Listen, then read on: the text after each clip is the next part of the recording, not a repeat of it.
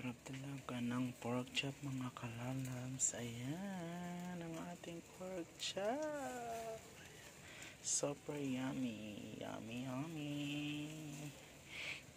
Partner na lang ko lang ito mga kalalabs. Ayan. Super. Ma-juicy yung ating pork chop.